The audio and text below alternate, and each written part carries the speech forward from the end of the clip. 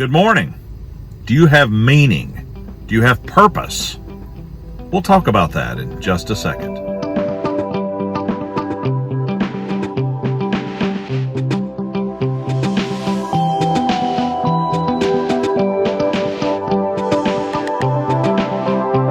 Human beings are concerned with why we're here and what we need to do. That's just a fact.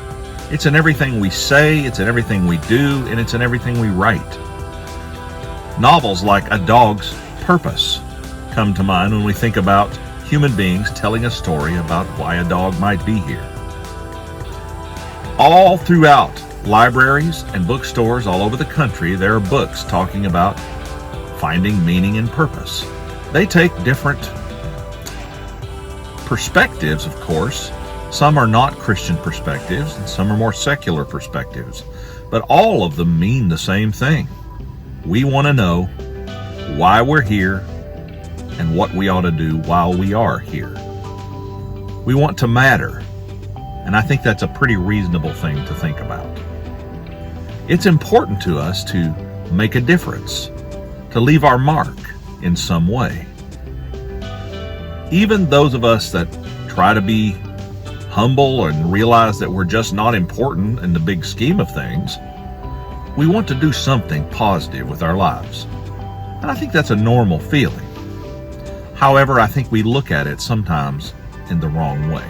You can think about several cases in popular culture where we have seen different things dealing with purpose. Like in the movie Chariots of Fire, where he basically says, God made me a runner and I feel his pleasure when I run. That's a person that's living, as Max Lucado would say, in his sweet spot. I understand those feelings.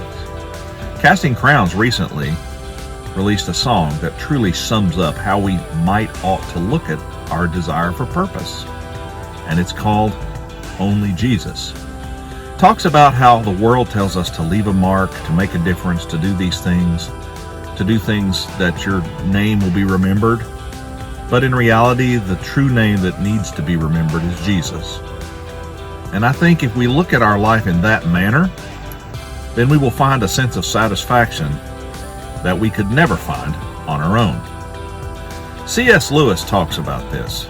He says, a lot of times people wonder what on earth is going on after they basically have accomplished something, or they're just going through life and thinking about it. And to paraphrase him, he basically says, why is it that it seems like I'm looking for something that's not here?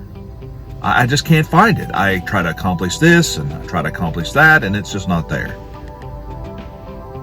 C.S. Lewis basically says, what if the thing that I am trying to find does not exist here, but it exists there in the presence of God, and that's the only place it can be found.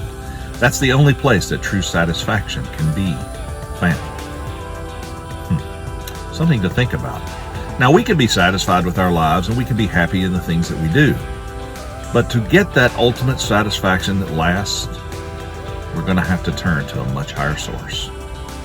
That's why football players that sometimes win the World Series, I mean the Super Bowl, you can tell I'm not much of a sports guy, go back to their hotel and basically think, well, now what? Or a rock star that makes it huge and they're sad, or a person who finally gets famous or finally achieves this masterful success that they've been after, and they're kind of like let down. You win a gold medal and you're like, well, now what? Solomon once said, vanity, vanity, everything is vanity. And it really is, unless we put Jesus into the mix. That's what truly matters. That's what brings true satisfaction.